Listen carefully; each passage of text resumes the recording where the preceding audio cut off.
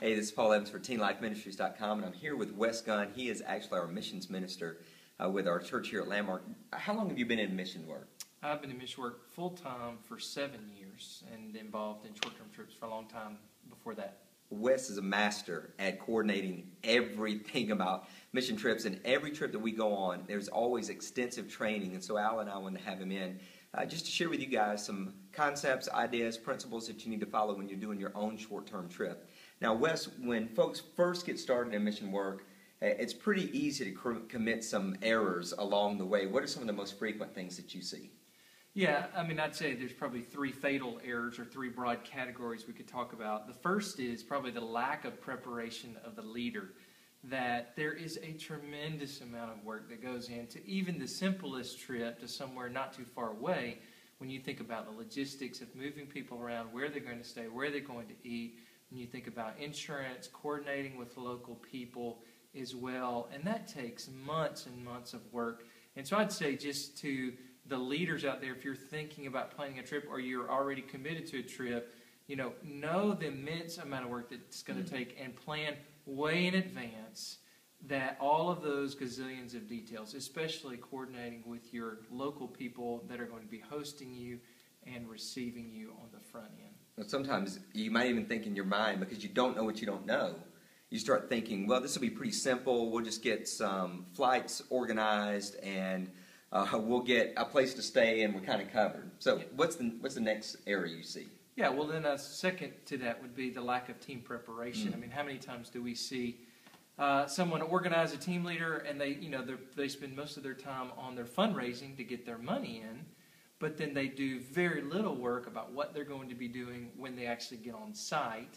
They don't know, they've not been prepared in maybe some cultural language, even just greetings, how to say hello to people, how to say things like God bless you in the local language, but then also, cultural faux pas that they need to avoid.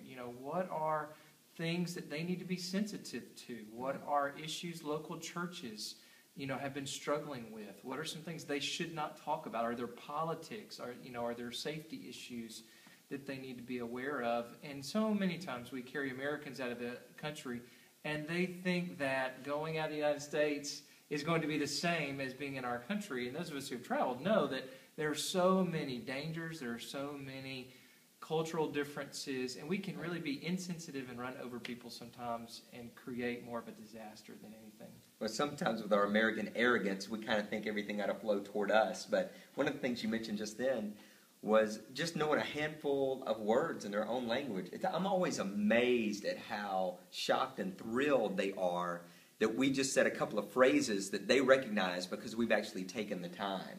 That's right. To do that. That makes a huge impression when you can greet somebody in their local language and it says to them, I'm not trying to make you to become like me, I want to become like you. And I think that's part of the incarnation that a mission team wants to portray to somebody. Right. All right. Well, what's number 3?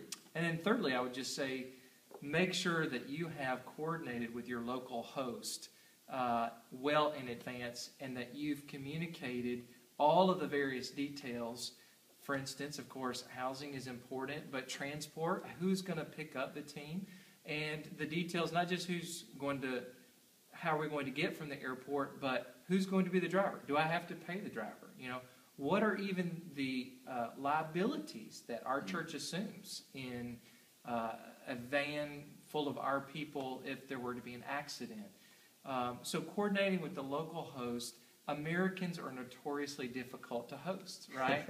Because our dietary, I have this allergy, I don't like this food, I need this type of bed, we need this safety. And many local hosts, especially if this host has not hosted very many American teams before, has no clue of the demands that Americans make. And when you're on site, that it is really unfair to a local host to put those things off on them. And so, especially with the internet and Facebook and so many ways to communicate with our foreign hosts these days, to do all of those things well in advance, to communicate expectations so that the host actually has a good experience and they don't feel when the Americans leave that you have just completely run over them and destroyed their life. That's not even an overplay. There's been so many times where folks have been glad to see us leave, and that's, that's not the type of spirit that we want to portray, and it's not the type of memory that we want to leave. Well, Wes, thanks for joining us today, and we're going to do another session for you guys as well to give you some other insights into mission work. But as always, you can go to teenlifeministries.com, visit us there for all of your youth ministry needs, where we try to take the guesswork out of youth work. Be blessed.